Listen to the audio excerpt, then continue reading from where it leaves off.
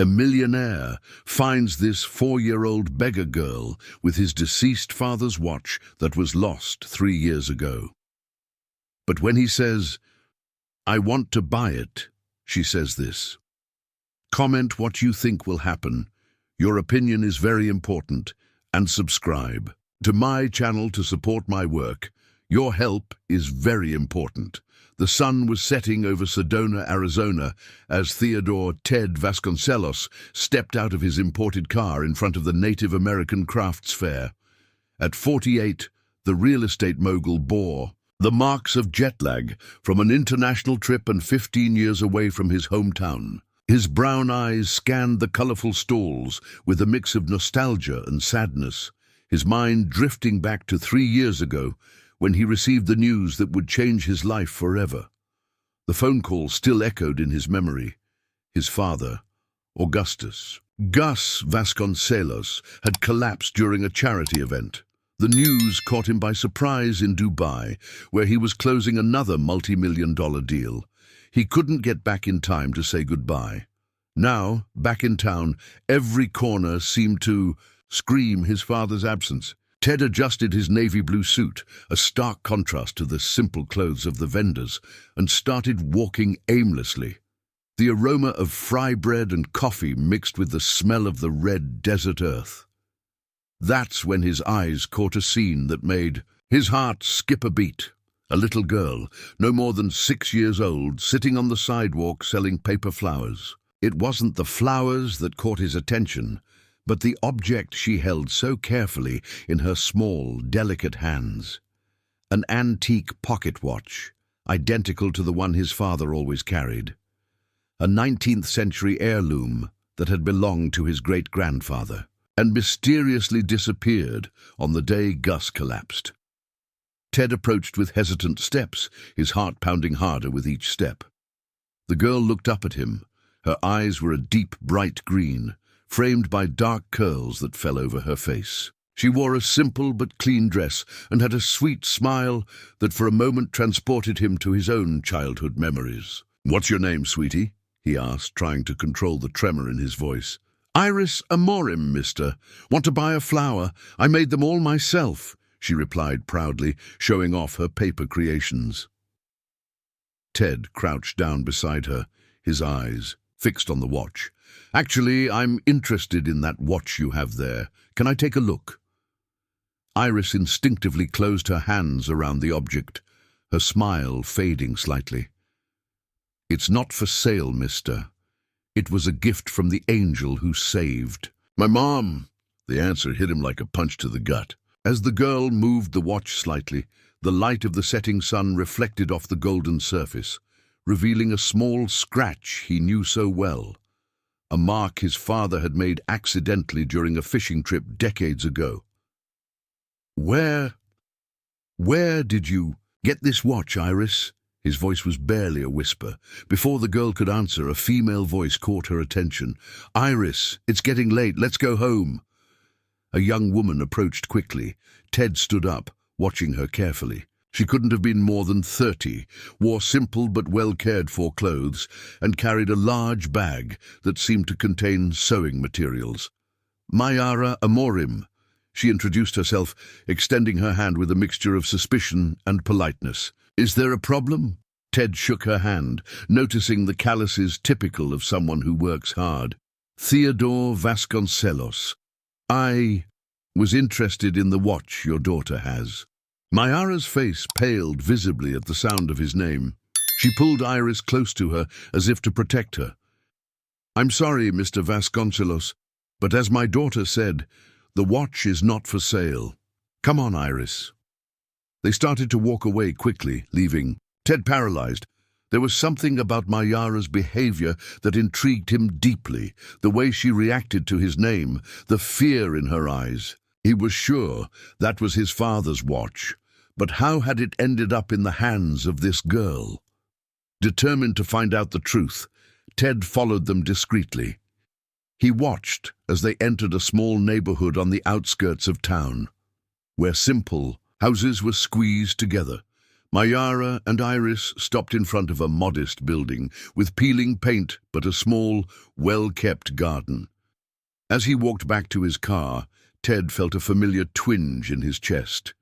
He took a deep breath and reached for the bottle of pills in his suit pocket, swallowing one without water. His heart condition was his best-kept secret, and not even his doctors in Phoenix knew he had returned to Sedona. That night, in his suite at the best hotel in town, Ted couldn't sleep. The images of the day wouldn't leave his mind. The watch in Iris's small hands, the fear in Mayara's eyes, the mystery that seemed to surround it all. Tomorrow he would finally visit the family mansion where Berenice Mascarenhas, the 67-year-old housekeeper, had kept everything running for decades. Berenice. Her name brought a strange feeling. He remembered the last phone conversations with his father when Gus seemed to want to tell him something important about the housekeeper, but was always interrupted or changed the subject abruptly. Unable to sleep, Ted grabbed his laptop and started researching the flash flood that had hit Sedona 3 years ago, exactly when his father passed. The news report spoke of a tragedy that destroyed several homes and a shelter for vulnerable people. That's when his cell phone vibrated with a message from an unknown number. "Mr. Vasconcelos, we need to talk about your father. There are things you need to know. Tomorrow, 7 a.m. at the town square. Come alone." The Sedona town square was still shrouded in mist when Ted arrived, punctually at 7 a.m. The cold morning air made his heart's surgery scar throb under his linen shirt. His eyes scanned the empty benches until they focused on a solitary figure, an elderly man wearing a worn straw hat. "Mr. Ted!" The man stood up with difficulty, revealing a posture bent by years of work. "I'm Jedediah Jed Pimentel. I was the gardener at the Vasconcelos mansion for over 30 years. Ted shook the man's calloused hand, vaguely remembering him tending to the rose bushes that his mother loved so much. Jed seemed nervous, his fingers drumming incessantly on his wooden cane. "Your father was a good man, Mr. Ted. Too good for his own good." Jed lowered his voice, looking around as if afraid of being overheard. "Berenice, she's not who you think she is." Before he could continue, a woman shouted from across the square, "Grandpa, what are you doing here? I've been looking for you." "Everywhere." A young woman approached quickly, casting a distrustful look at Ted as she pulled Jed by the arm. "Come on, you need to take your medicine." "But Rosanna, I need to tell him." Jed tried to resist.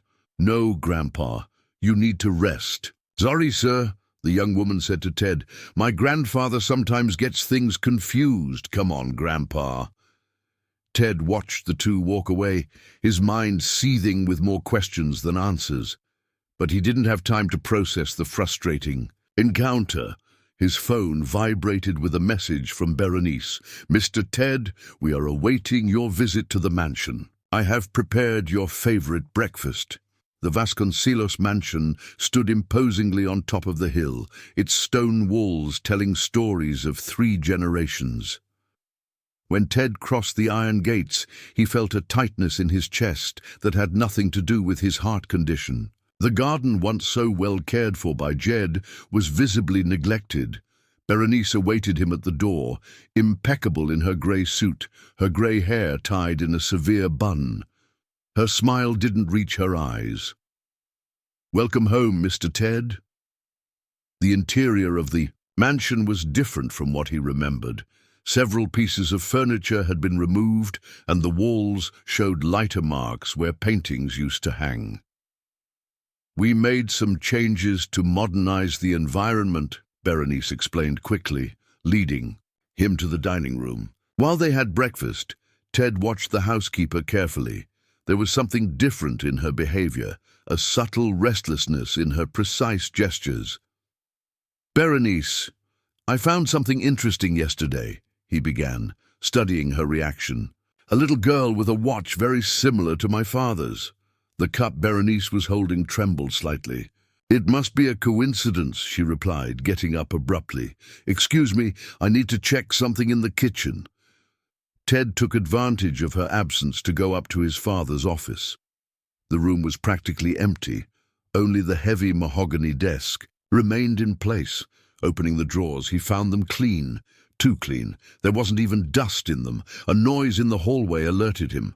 Through the crack in the door, he saw Berenice hurrying into her room at the end of the hall, carrying a folder. He waited a few minutes and followed her silently. The housekeeper's room was empty, but a drawer in the dresser was ajar. Ted approached, and his heart almost stopped. Inside was a set of jewelry that belonged to his mother, supposedly donated years ago. "Looking for something, Mr. Ted?" He turned around quickly. Berenice stood in the doorway, her face a mask of false concern. "This jewelry, it should be—" "Oh, yes," she interrupted, her voice sugary. "Your mother gave it to me before she passed. She said I deserved it after so many years of dedication." It was a blatant lie. Ted remembered clearly his mother saying that the jewelry would be donated, but before he could confront her, his cell phone rang. It was an unknown number. "Hello?" "Mr. Ted." Mayara's voice sounded distressed. "It's about Iris. She disappeared from school. She only left a note saying she was going to look for the angel who saved us." Ted's blood ran cold. Behind him, he heard Berenice whisper something that sounded like a curse. When he turned around, the housekeeper had already disappeared into the hallway. Rushing down the stairs, Ted felt a strong dizziness. His heart was beating irregularly, and he knew he was exceeding his limits, but he couldn't stop now. In the entrance hall, he found only the folder that Berenice had been carrying before, lying on the floor. Opening it, his hands trembled. They were bank documents with astronomical values, all signed by his father, but with evident erasures on the dates. A thunderclap cut through the sky, announcing a storm. Ted ran to his car, the documents safe. In his suit, he needed to find Iris before the rain started. But where would a 6-year-old girl go to look for an angel? His phone rang again. It was Jed. "Mr. Ted, I managed to escape from my granddaughter. You need to go to the old shelter, the one that was destroyed in the flood. Your answer is there. But be careful with Berenice. The call dropped. Outside, the storm was beginning to rage over Sedona, and Ted had a choice to make. Go to the shelter for answers or look for Iris before something terrible happened. That's when he noticed a folded piece of paper that had fallen from the folder, along with the documents. It was an old photograph, yellowed with age. In it, his father smiled next to a young woman holding a baby. On the back, a single phrase, written in Gus's unmistakable handwriting, "Mayara and Iris, my second chance to do the right thing." Ted's heart skipped a beat. What secret had his father taken with him, and why did Berenice seem so determined to keep that secret buried? The rain was now falling heavily, turning the cobblestone streets into rivers.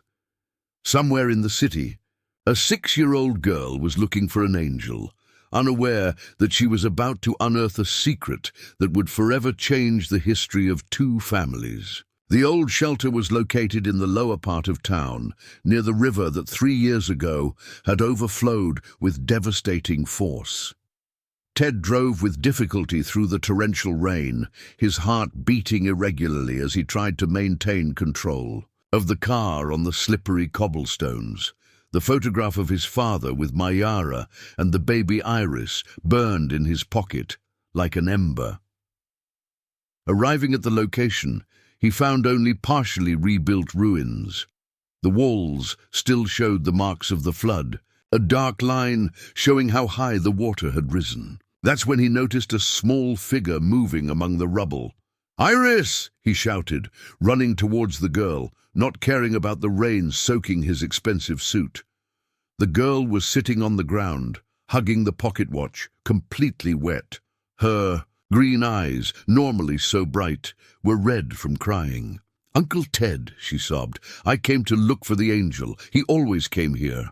Ted took off his suit jacket and wrapped it around the girl, noticing that she was shivering with cold. What angel, Iris. The kind man who saved my mom. He always wore this watch and came to bring food and clothes to everyone here. On the night of the heavy rain, he gave me the watch and said it was for me to take care of my mom. Ted felt his heart clench. It was the perfect description of his father, but something didn't fit the story. The dates, Berenice's behavior, the altered documents. Come on, I need to take you to your mother. She's very worried.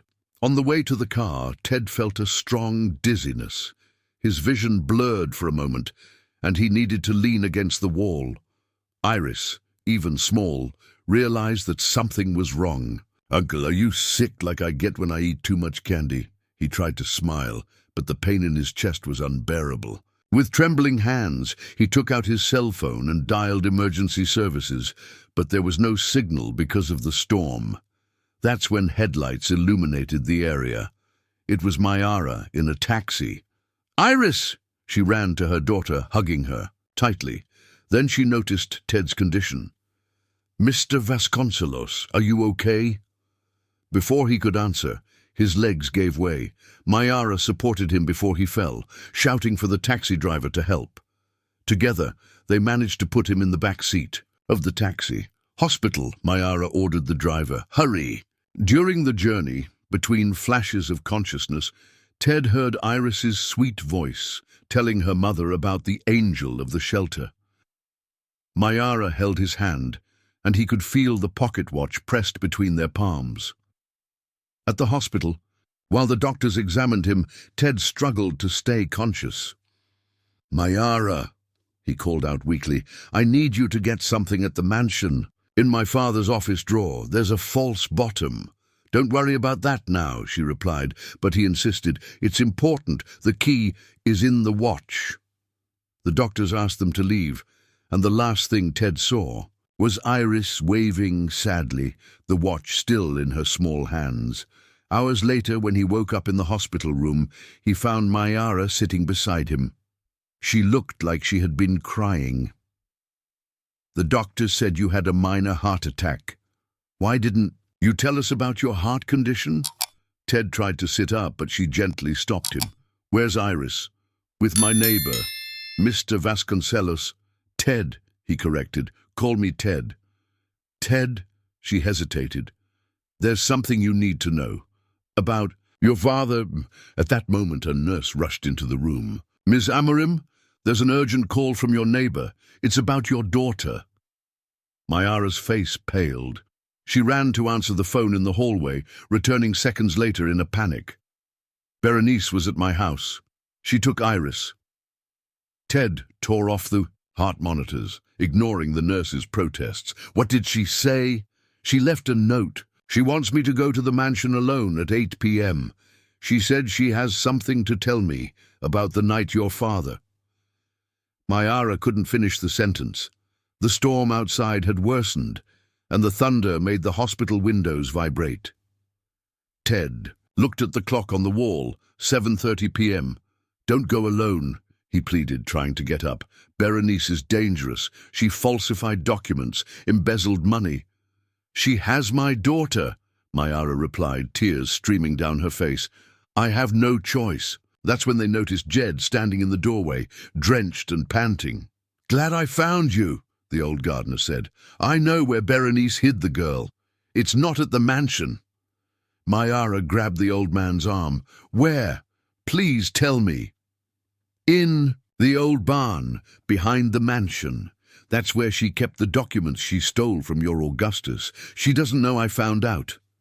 Ted pressed the emergency button, calling the nurse. "I need to be discharged now. It's an emergency." "Impossible," the nurse replied. "You just had a heart attack." "Then I'll sign a waiver. I have no choice."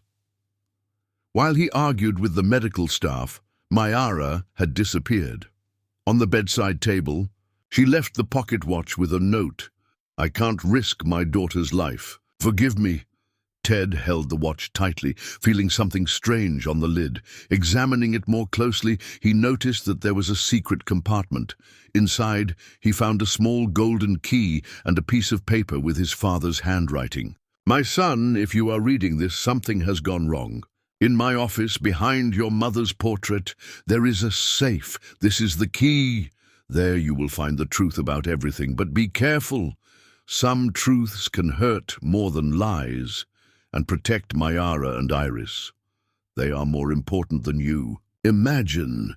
At that moment, a particularly loud thunderclap made the hospital lights flicker. When they came back on, Jed had also disappeared. Ted looked out the window towards the mansion that stood atop the hill. The rain lashed the city with renewed force, as if trying to wash away the secrets of so many years. Somewhere out there, Mayara was walking towards a confrontation with Berenice, unaware that the housekeeper was not alone in her conspiracy. And Ted had only 30 minutes to prevent history from repeating itself, this time with even more devastating consequences. The rain turned the taxi headlights into golden blurs as Ted drove towards the mansion. Each irregular beat of his heart seemed to count the seconds remaining until 8 o'clock. The driver, realizing the urgency of the situation, kept his eyes fixed on the muddy road, dodging the fallen branches that the storm scattered along the way. "Stop here!" Ted ordered when they reached the back of the property. The old barn stood like a menacing shadow against the stormy sky. Its wooden planks, darkened by time, creaked in the strong wind. As he got out of the taxi, his legs gave way. The effort was taking its toll, and the pain in his chest returned like sharp claws. But there was no time for weakness. Somewhere in that barn, Iris was waiting for help. That's when he noticed recent tire tracks in the mud, heading towards the back of the barn. Someone had been there recently. Carefully, he went around the building, discovering a side door ajar. The interior was dark and smelled of mildew and old straw. Ted turned on his cell phone flashlight, revealing rows of boxes stacked to the ceiling. Approaching, he realized that they were files, decades of Vasconcelos family documents. "Uncle Ted?" A small voice called from the darkness. "Iris!" He pointed the light to the back of the barn, finding the girl sitting on a pile of straw. She wasn't alone. Beside her, tied to a chair, was Jed. "Watch out!" The old gardener tried to shout, but it was too late. A heavy blow hit Ted from behind, causing him to fall. His cell phone slipped, rolling across the straw and illuminating the face of his attacker, Ricardo Mendez, the doctor who had signed his father's death certificate. "You shouldn't have come back, Ted," Berenice's voice sounded from the darkness. The housekeeper emerged from the shadows, holding a folder of documents. "Your father also didn't know when to stop asking questions." Ted tried to get up, but the pain in his chest kept him on the ground. "What did you do to my father?" "Your father was a foolish idealist," Berenice spat the words. 15 years building a perfect scheme to embezzle money, and he wanted to throw it all away because of a cleaning lady and her bastard daughter. The pieces began to fall into place in Ted's mind. The altered documents, the money in the Cayman Islands. "Your father found out everything," Ricardo continued, checking his watch nervously. "On the night of the charity event, he confronted Berenice. He said he was going to report everything, that he was going to change the will to include Mayara. And the girl, he couldn't do that," Berenice screamed, her composure finally breaking. "Years of work, millions embezzled. I deserved that money. So when he collapsed during our argument, Ricardo was there to help." A deafening thunder shook the barn. Through the ajar door, Ted saw headlights approaching. It must be Mayara, arriving for the scheduled meeting at the mansion. And now, he tried to stall. "Are you going to kill me too?" Berenice laughed, a cold, humorless sound. "It won't be necessary. Your heart condition will do it for us. No witnesses, no evidence, just another tragic event in the Vasconcelos family. "The documents in the safe," Ted murmured. "What safe?" Berenice approached, interested. At that moment, a noise at the main entrance of the barn caught everyone's attention. Ricardo went to check, leaving Ted lying on the floor. It was the moment he was waiting for. Gathering his last strength, Ted rolled to the side, grabbing a piece of wood. With a quick movement, he hit Berenice's legs, causing her to fall. The folder she was holding flew, scattering documents everywhere. Among them, Ted saw something that made his blood run cold.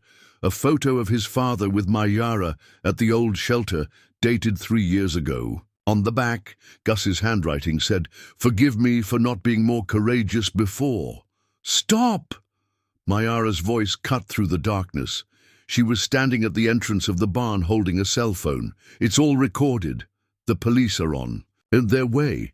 Berenice got up laughing. "Your word against mine, dear. Who are they going to believe? The respected housekeeper of the Vasconcelos family, or the cleaning lady who seduced a married man?" "Me!" a new voice sounded. From the darkness emerged Rosanna, Jed's granddaughter, holding a professional camera. "I've been documenting everything. For months. Every conversation, every forged document, everything." Berenice's face twisted in fury. She lunged towards Mayara, but her legs failed, and she fell on a pile of boxes. Dozens of documents flew through the air like dry leaves. In the storm, that's when Ted saw it. Among the papers, there was a yellowed envelope with the hospital letterhead. Inside, a DNA test performed 3 months before his father's death. His hands trembled as he opened the document. But before he could read its contents, a piercing pain shot through his chest. The last thing he heard was Iris's voice screaming, "Uncle Ted," as darkness enveloped him. The sound of sirens grew in the distance, mixing with the thunder. In his last moments of consciousness, Ted felt small hands placing something on his chest, his father's pocket watch. "The magic watch will save you," Iris whispered, "just like it saved Mom that night." The rain continued to fall on the old barn, washing away years of secrets and lies. But some truths, like dammed water, always find a way to surface.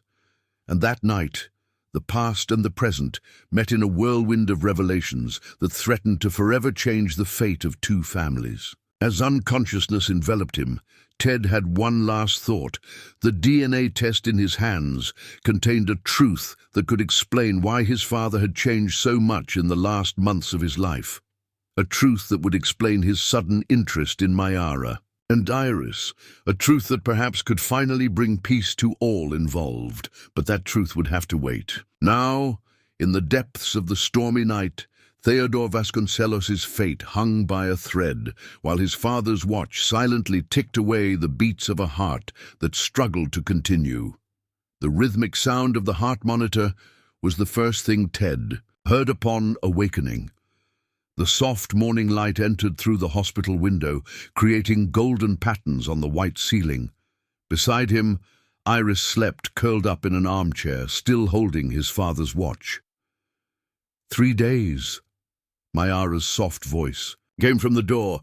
"You were unconscious for 3 days." She approached. The bed, her eyes revealing sleepless nights. In her hands, the yellowed envelope with the DNA test that Ted didn't get to read in the barn. "Did you see it?" he asked, his voice hoarse. Mayara nodded, silent tears streaming down her face. "Your father found out 3 months before. Before that night. He wasn't my father, Ted. He was my uncle." The revelation struck Ted like lightning. "How?" "My mother, Carmen, was your father's sister. She worked as a maid in the Vasconcelos mansion when she was young, but no one knew. They were siblings. She never told anyone, not even him. They were separated as babies when their parents separated." Mayara sat on the edge of the bed, continuing her story. "My mother found out the truth when she was pregnant with me, but she was afraid to tell. She had become involved with a married man, an influential politician who abandoned her. She was afraid that the truth would harm your father's career. That's why he changed so much in the last months, Ted murmured, the pieces falling into place. He found out he had a niece. And a grandniece, Mayara completed, looking fondly at Iris. Berenice found out everything when she found my mother's old letters in her room after she... Her voice failed. What happened to your mother? She got sick when I was a teenager. Cancer. In the last weeks, she wrote letters telling the whole truth, but she didn't have the courage to deliver them.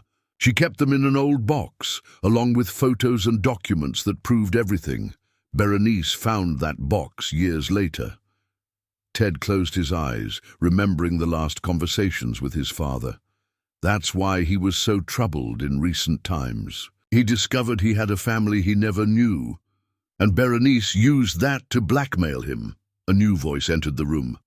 It was Rosanna, Jed's granddaughter, carrying her camera. I have everything recorded. She threatened to expose the scandal, destroy the family reputation, use the story to manipulate the shares of the Vasconcelos companies. But why didn't my father tell everything? Why didn't he confront Berenice? Because she had a powerful accomplice, Jed spoke from the door, leaning on his cane. The same man who abandoned your mother, Mayara. He had become one of the main investors in the Vasconcelos companies. If the truth came out, it wouldn't just be the family scandal. It would be the financial ruin of hundreds of employees. Iris woke up with the movement in the room, her sleepy green eyes opening. Uncle Ted! She smiled, jumping off the armchair to hug him. Careful, honey, Mayara stopped her. Uncle Ted is still recovering. The word uncle now carried a new meaning. Ted looked at the watch that Iris was still holding. Can I see it? The girl handed the object carefully. Ted examined the inner lid, where the little swallow was engraved. He lightly pressed the design and, to his surprise, a secret compartment opened, revealing an old key and a small piece of paper. The key to the safe, he murmured, recognizing the object mentioned in his father's note. What safe? Mayara asked. In his office, behind my mother's portrait. We need to go there. But you haven't been discharged yet, a nurse protested, from the door. We don't need to go, Rosanna intervened. I can get it. I still have the recordings that show Berenice and Ricardo destroying documents. The police cleared the mansion yesterday. And where are they? Ted asked. Arrested, Jedi replied with satisfaction. Rosanna's recordings left no doubts. And there's more. They found million-dollar accounts in their names in the Cayman Islands. Rosanna left for the mansion, leaving the room in thoughtful silence. Ted watched Mayara and Iris, seeing for the first time the similarities with his own family, the same expressive eyes of his grandmother, the gentle smile that his father had. You know, Iris broke the silence. The angel knew the watch was magical. How so, sweetie? On the night of the heavy rain, when he gave me the watch, he said it was magical because it kept love inside it. That one day it would bring the whole family together again. Mayara hugged her daughter, moved. Your great-uncle was a special man, honey. Great-uncle, Iris corrected with the innocent wisdom of children, making everyone smile. Hours later, Rosanna returned with a metal box found in the safe. Inside there were documents, old photos, and a DVD with the inscription, For my son, when the truth comes out. The gathered group watched in silence as Augustus Vasconcelos's image appeared on the nurse's laptop screen. He was sitting in his office, the pocket watch in his hands. Ted, my son, he began, his voice choked with emotion. If you are seeing this, it means you have finally discovered our family, our true family. The story of your Aunt Carmem is a wound I have carried for years. When I discovered the truth through the letters she left, my world collapsed. I realized that I spent years living next to a sister without knowing it, that I have a wonderful niece and a grandniece who is pure light.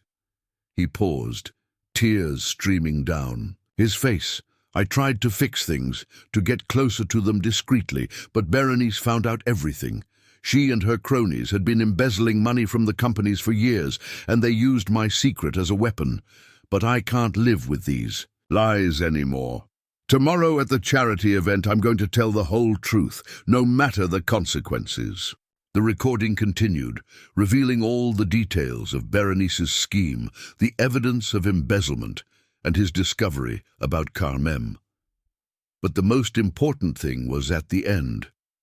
"Son," Augustus smiled at the camera, "if something happens to me, take care of our family. The money, the companies, none of that matters compared to the love I discovered in the eyes of that little girl who sells paper flowers.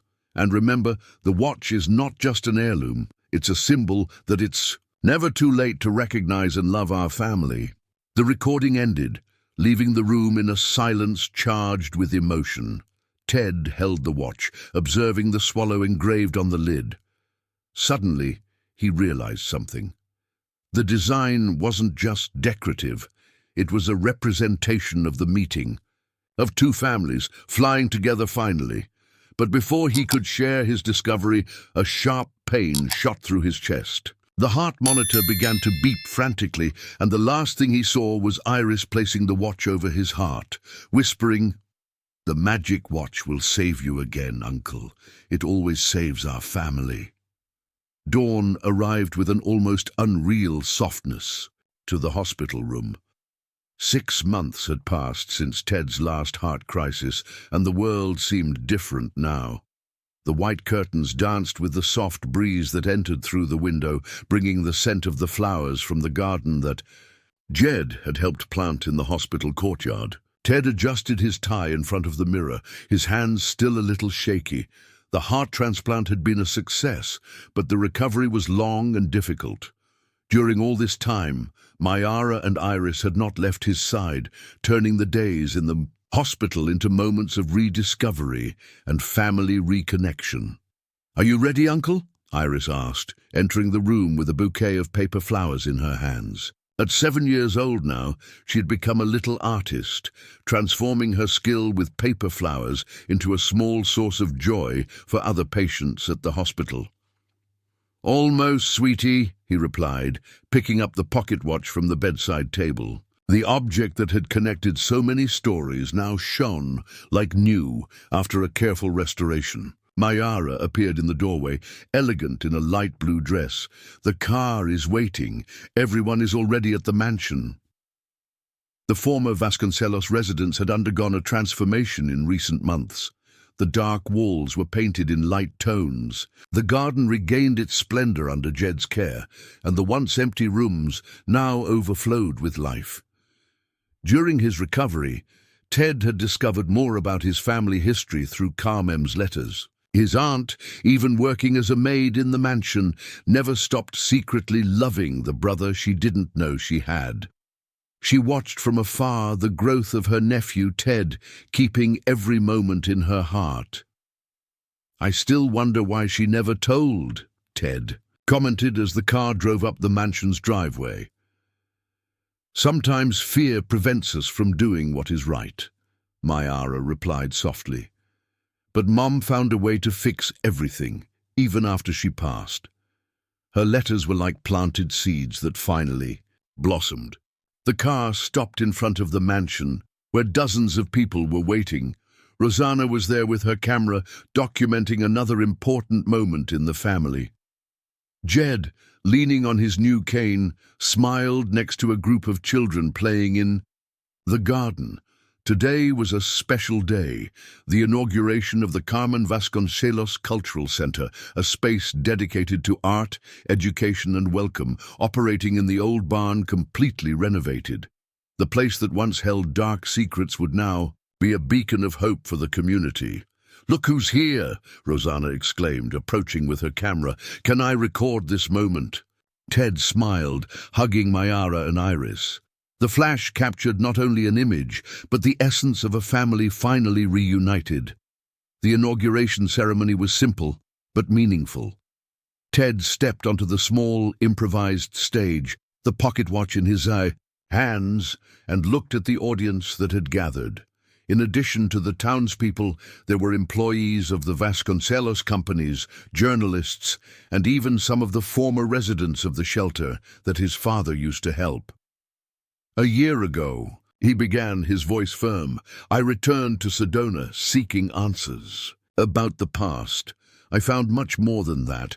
I found a family I didn't know I had. I discovered truths that had been hidden for decades, and I learned that the strongest ties are not always the most obvious." His eyes met Iris's in the front, a row, who held her paper flowers with pride. "A child taught me that sometimes we need to believe in magic, not the magic of fairy tales, but the one that happens when we open our hearts to love and truth." Mayara wiped away a tear as Ted continued. "This cultural center bears the name of an extraordinary woman who, even in silence, never stopped loving. My Aunt Carmen worked on this property for years, watching from afar the family she couldn't embrace. Today, finally, we can honor her memory and her unconditional love." He opened the pocket watch, revealing the little swallow engraved. "This watch, which belonged to my father, kept more than time, it kept hope. The swallow engraved here symbolizes the return home, the meeting of souls separated by fate but united by love. And now," he smiled, "I have a special announcement to make." Ted gestured, and Mayara stepped onto the stage with Iris. "From today, the Vasconcelos Foundation will have a new executive director, Mayara Amorim Vasconcelos. Her life experience, her strength, and her compassion are exactly what we need to guide this new chapter in our history." The audience applauded enthusiastically as Mayara, moved, hugged her cousin. Iris jumped between them, turning the formal moment into a family scene that brought smiles to everyone's faces. "And there's one more surprise," Iris announced, grabbing the microphone without ceremony, making everyone laugh. "Uncle Ted is going to adopt me. Now I'm going to be Iris Amorim Vasconcelos." The girl's spontaneity broke any remaining formality. The audience exploded in applause and congratulations, while Ted and Mayara looked at each other, surprised by the premature revelation of what would be announced only next week. Later, during the party that followed, Ted watched from the mansion's terrace the people who circulated through the garden. Jed told stories to a group of children under an old mango tree. Rosanna documented every moment with her camera, and Mayara organized the activities of the cultural center with the same efficiency with which she now managed the family companies. Iris approached, holding one of her paper flowers. "Uncle, I made this special one for you," she said, handing over a perfectly folded blue flower. "Blue is the color of the sky, which has no end, like the love of our family." Ted felt his new heart, literally new, fill with emotion. He picked up the girl, even against medical recommendations, and together they watched the sunset that tinged the sky with golden tones. The pocket watch, now hanging on a new chain, marked more than hours. It marked the beginning of a new time. A time of revealed truths, of healed wounds, of families reunited. The little swallow engraved on the lid was no longer alone. Now it was part of a larger story, a story of redemption and love that transcended generations. In the garden, Iris's paper flowers danced in the afternoon breeze, reminding everyone that life, like art, has the power to transform even the simplest materials into something extraordinary. And there, in the mansion that once held so many secrets, now echoed laughter and dreams of a future built on the most solid foundations that exist: truth, forgiveness, and unconditional love. Ted's heart, once marked by disease and the weight of secrets, now beat strong and healthy, lulled by the certainty that he had found his true home, not in the walls of the mansion or in the safes of the companies, but in the smiles of Mayara and Iris, in the stories of Jed, in the photos of Rosanna, and in every person who was now part of this family, that fate, with the help of a magic watch, had reunited. And so, as the night fell softly over Sedona, Augustus Vasconcelos's watch continued its constant ticking, no longer keeping secrets, but counting the precious moments of a family that was finally complete. The little swallow engraved on the lid shone in the starlight as if smiling, knowing that its mission to unite hearts separated by time had finally been fulfilled.